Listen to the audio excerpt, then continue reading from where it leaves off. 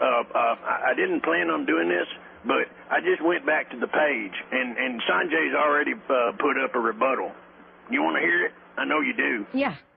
Okay. Yeah. What? All right. Wow, you guys still, after all this time, only have the response that I am working for the attorney who is suing Ms. Carpenter of Lase Med Inc. Everyone reading this, these comments started to get posted while my friend, I ain't gonna name her, who lived near me in Georgia, was going to Lase Med for treatment. It is sad that your only defense is that I am somehow being paid. I am being paid by no one. I am not doing this for money.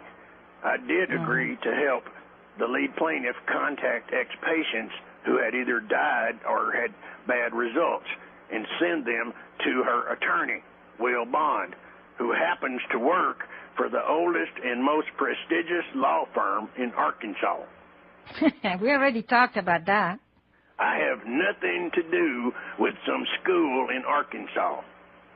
The mention of this... No, she doesn't have anything directly to do with that. The mention of this is further example of Miss Carpenter's trumped-up paranoia that she uses on her medical conspiracy show to make people think she is a victim of some medical conspiracy. It is ridiculous. If her lasers worked, and here we go, another Sanjay argument, wait for it. If her lasers worked, there would be people coming forward by the hundreds from 10 years ago who were treated and alive today. But there are none. Why? Just because concerned ex-patients and their friends don't want to see anyone else go through this. We already went over why. They are making a concerted effort to make people shut up. Right. Then she said, get out of the clouds and stop making stuff up.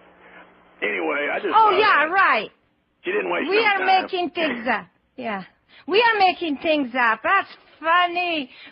We are in nonsense. We are giving facts, scientific facts, evidence, information of patient, what happened to patient when they go for chemo, especially after, why they die, how they die. These are facts, not ignorant out of the blue statement that have no backing other than hearsay. They're saying this happened to my friend. Did they discuss with this other patient? Did they discuss how they got there? No. We are explaining, and if they're, what did she call it? Laser? She didn't even call it laser. She called it machine work? What?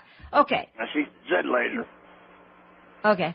Whatever she said. Okay. I like to point out something, and people, I said this before, but I want to re-stress it because this week the Weather Channel went over this several times. Listen to the Weather Channel and tell me the accident that they report about people that are stupid enough to leave a child in the car with the door locked under the heat. The children died. There have been 2 cases. And then listen to the report of the Weather Channel and say what temperature was the cause of death. The core temperature of the child was cause of death of an entire person, not a tumor. An entire person. That was enough to kill the whole body. Okay? Yes, a child is smaller than a human. It would have to stay longer, but maybe not necessarily because it affects the brain. But it killed human tissue. Elevated temperature kills human tissue. And you cannot survive. So how does the tumor survive? Impossible. It dies. It doesn't require any charlatan saying that it doesn't. You study some science and you will know. And my imagination about conspiracy, read the report of the medical school on Little Rock, what they said, that they had a breakthrough in cancer treatment, and read the article. It's word by word what I say in my website, except that I said it for 26 years. And read, as I said, the website of the British killing cancers, where they're getting millions for their research. Research has been done. It's resolved. People are well. And there are plenty of people that are well. I receive every week emails from patients that say, you're done fantastic job. We are great. We are happy. We're doing wonderful. We're alive, living a normal life. Keep on fighting. They won't come out because who wants to get into a dog fight with ignorant trash? Nobody wants to do that. That's why they do it. That's why they attack anybody that says something positive, because they're scaring off the decent part of our society. So nobody's coming forward, but they're coming to me and said, fight, fight, fight, fight back, because all we have is you. That's what everybody's saying. They wouldn't have to get into no dog fight if they just, get more of them on your show. You done got a bunch, but keep them coming. You know what I mean? Yeah, but some people are really, well, first of all, being on the air and talking on the air intimidates people, so some people don't feel comfortable. It doesn't mean that has anything to do with what we are doing and not agreeing with what we're doing or not wanting us to keep fighting. It's just that a lot of people are intimidated by the ways talking to the entire communities all over the world talking in the darkness. It's intimidating. It can be intimidating. So I cannot blame some of them not wanting to do that quite a bit. And let me tell you something else. There are plenty of patients that are doing great. They don't want to admit anything because they know the moment they come out and say, I went for this treatment and I did this and this is what happened to me, they get jumped from all directions. We continue this after the break. Okay, we're back again from the commercial break, and we are just still talking to Arnie and see what else he has to say. If he has a lot more, maybe he should continue next week because I got to give out awards.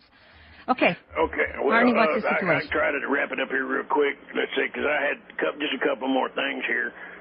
Okay. You done talked about the being related and Wendy being your daughter and all that. I talked about it before. And I wanted to bring up that on Ollie Mick's blog site. I told you your boy got in there and said a couple things. Well, you know what the first thing he said to him when he made his first post?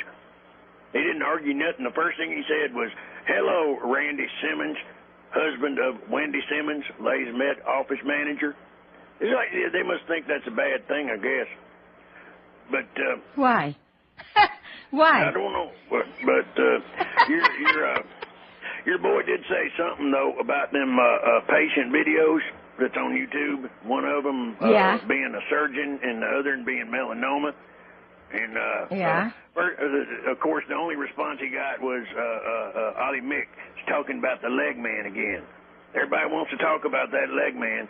Won't touch Darian. I guess they figured that surgeon was under your mind control or something, because they ain't going to touch that. Oh, yeah, a surgeon is under my mind control. That's why she sounded so educated and so assertive, right? Mm-hmm.